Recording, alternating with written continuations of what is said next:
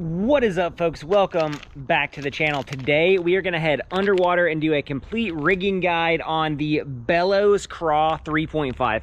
Super excited about these baits. Got a whole bunch of new baits. We're going to go right underwater, talk about the different ways I'm rigging them and the different places where I'm going to fish that rig. Let's start rigging.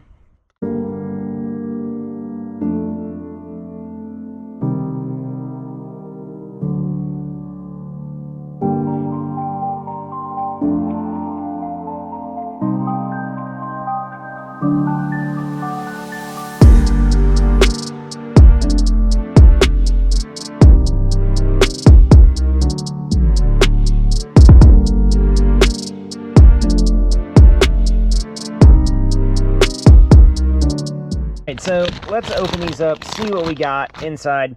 Taking it out of the package, we've got some nice dense claws here, some nice classic craw profile with that bellows gill, that bellows shad, Geecrack, nice finish. So 6 different ways to rig these baits. The first way I'm gonna rig this bait is literally a jig. As a jig trailer, I wanna see what this has. So I've got an Ebb N Flow upgrade jig head. This is a 1/2 ounce jig. General flipping, skipping, pitching, the works. Just gonna rig this bad boy up here, punch it out the top, slide that down. Nice and easy. I love this color combined with that puffball jig from Ebb N Flow. Looks super clean. So nice and easy to rig that one. Up next here, we have got the Tokyo rig. A lot of guys have had negative comments about the Tokyo rig online, but it is a bait that consistently produces for me year in and year out. So just gonna line this one up here and kind of see where I'm popping out. I like the lighter underside to be rigged down with these baits because they are, you know, just like a crawfish. It would be lighter on the top and darker on the back. I really enjoy Geecrack's colors. Geecrack does a fantastic job of setting up realistic colors. So really like that on the Tokyo rig, looking good there. Next up, we've got the shaky head, right? And a lot of times when you can rig up a crawfish on a shaky head style, you're gonna get a different action. So gonna screw this bait on here. It's gonna prolong that life. I like to fish 1/8 ounce shaky heads just across the board wherever I'm fishing. I don't like to go much heavier than 1/8 ounce. I don't like to mix it up just because I got a good feel and a good rate of fall for that 1/8 ounce bait. So that 1/8 ounce shaky head there. Nice rig up there. We're going to text pose that back through. There we go. So I'm going to text pose that back through. That's one of the reasons why I like the ribbing on these Geecrack baits, because they make it easy to text pose.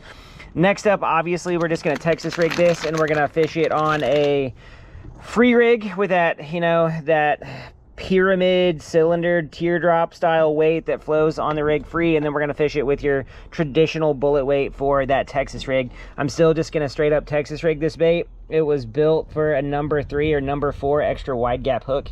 That's what I like to use when I Texas rig. You just get the best hookup percentage with craw style baits, and it keels out the bait a little bit, right? So we got a number 3 owner hook here, and I like to fish owner just because they are sharp, and buddy, they will pin those fish. So the new question here is the Ozark rig, right? And a lot of people have said core tackle, core tackle, core tackle. Taking this thing out of the package, I feel like you're gonna blow out a lot of baits with that, right? So not superly over impressed, but I think what I'm gonna do is just make the hole here with the hook like that, and then I'm going to thread this back through and not blow out that bait unnecessarily. So I'm going to do that, and then I'm going to come up through this bait, tighten it down on that just like that, so that I don't unnecessarily blow out baits with that Ozark rig there. I feel like that's a way to preserve baits here. Jury's still out on this one. I've never seen it underwater, so we're going to learn something today. Here we go.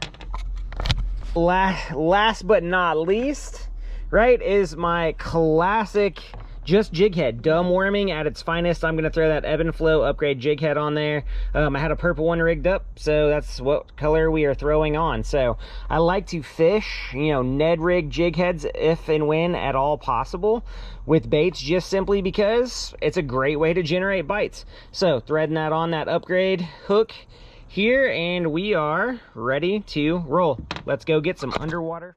All right, guys, up first here we have a Ned-style or dumbworm style. This is on the Ebb N Flow upgrade series jig head.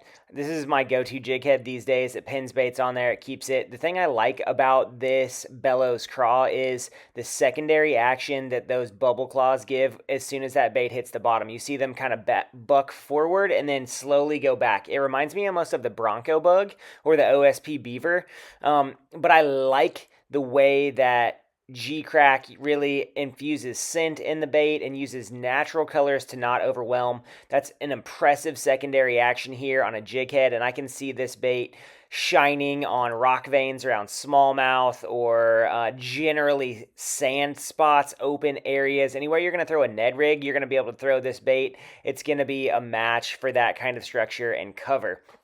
Up here is the flip side of that on the shaky head screw lock 1/8 ounce. I really like that secondary action of this bait. I think it's going to get bit because of that secondary action. I also like the weedless version here on that shaky head worm. You don't lose a lot of action. You still have that secondary flop of those claws. So it gives you the ability to kind of put a bait in their face that they're not normally seeing. I can see this being great early season up under docks and around floating docks, floating areas where those fish really are kind of up in some trash and you can't have a really, a strong bottom contact lure in there, but this really gives you the ability to do that. Plus, I like the sliding action it has on this head, so I feel like this is a good mix and match between a regular Ned style jig head and then your traditional shaky head worm style jig head, and it matches well at 3.5 inches. It gives you the ability to rig it in both of those scenarios and be successful. Plus, it moves a lot of water, as you can see that bottom disturbance there,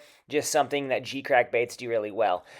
Tokyo rig up next here. I really like a 1/4 ounce Tokyo rig all the time. It's really replaced a lot of where I throw a traditional Texas rig with beaver style or craw style baits. I feel like I just get a better action on it. I feel like punching this bait, you can use a lighter weight to get through cover and it will still go. Plus, I really enjoy the drop shot style action that this bait can have. Transitioning from cover to cover, the Tokyo rig does a fantastic job doing that. You can put a cylinder weight on there and pull it through rocks and it's not going to snag up. You can put that bullet weight on there and pull it through cover. It's not going to mess up. This is when there's moss or junk on the bottom. You can fish this bait where traditionally you cannot fish a bottom contact bait. It just gives you the ability to change up what you're throwing for bass and really allow you to, do better, get better catch rates just by giving them as simple as, a Tokyo rig versus that normal Texas rig. So really excited to see this bait on there. Really feel like it's going to play well. Here's that core tackle Ozark rig. A lot of people have been asking for this. When I saw this bait, I thought it was a gimmick, right? When I saw the Ozark rig, I thought it's just a extended weight design. Granted, it's supposed to give a bait more action on the fall. I don't see it here, right? It may not be falling far enough because you're falling 2 or 3 foot to the bottom here, and I'm not seeing a different action than you would see from a jig head or a Tokyo rig or a normal presentation. Granted, it might do better with bigger, more water-catching baits, right? The things that I worry about with the Ozark rig are, 1, going through a lot of baits rigging it, and 2, you're giving the fish an elongated jig head to kind of mouth and see. Granted, it might catch the fire out of them. I have not fished this bait yet, but so far, I really am the jury's still out on the Ozark rig for me. I'm going to do a ton of underwater testing. I'm going to do a ton of fishing with it to kind of make my opinion because people have been asking for it for a while. But the Ozark rig here kind of just looks like another jig head. It's falling, and then it's got that nice horizontal picture and fall on it. But compare it to, your standard 1/2 ounce jig here, this Ebb N Flow upgrade jig. I see a lot more action in the claws on the jig head. I see, a vertical profile standing up on the bottom. I see things in a jig head that I like to see. So, 6 1/2 dozen in the other. What action are you looking for? If you're looking for that muted action, the Ozark rig might be great. If you're looking for a traditional jig head action, throw it on a traditional jig head. I really like the secondary claw action when this bait hits the bottom. I think that is going to generate strikes, whether you're skipping this jig up under a dock or, stroking it out deep off of a ledge. I really feel like this bait is going to give you the chance to whack some fish that don't normally see a bubble clawed craw coming through there. They see that nice tight action of kicking claws, or they see, you know, that wavy action. But I really think this bait is going to get bit. Here we go on the free rig, right? Free rig baits tend to be baits that are a little bit more neutrally buoyant. If this was an elastomer bellows craw, I think you'd get a lot better action on the free rig here, but the free rig is built about weight separation, right? The deeper you throw a free rig, the better it's going to work because that weight has a longer time to separate out from the bait. So shallow free rigging is not going to be very much different than a Texas rig. The deeper you go with a free rig, the longer that bait falls. It's designed to let that weight slide away from the bait for you to get 3, 4, 5, 6 feet of line out separation, and that bait falls slow, and then you pull it to the weight, and then you pop it up, and you do the same thing again. Right, it's almost like an extendable Carolina rig.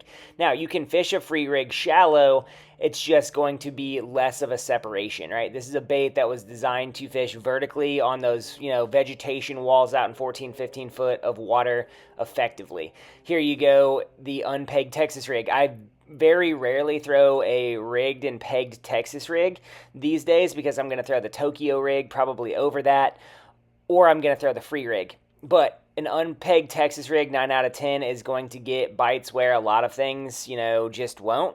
It's a classic for a reason, right? That Texas rig allows you to get through cover, through structure effectively, to do those things that generate bites effectively. It really is a bait that can get you bites when nothing else will. So things I like about the Bellows Craw: secondary action and water displacement are excellent. Scent on the bait is excellent. And design of the baits, as with any Geecrack bait, is excellent. I'm giving this bait a 9 out of 10 simply on the fact that I believe it's going to catch a lot of fish and can be used across a lot of different presentations and rigs effectively. Right? What's the best remains to be seen. I got to fish this bait to make that opinion. Guys, hope you enjoyed today's video. Give us a like, subscribe, let us know in the comment section what baits you want to see in the future. I really enjoy Geecrack baits. I think that they catch fish. I think that they are more than just niche baits, and I think that they can be applied in a lot of different settings and a lot of different situations. So if you enjoyed today's video, give us a like, subscribe, let us know in the comment section what you want to see in the future. Thanks for hanging out with us today, guys. We'll see you next time.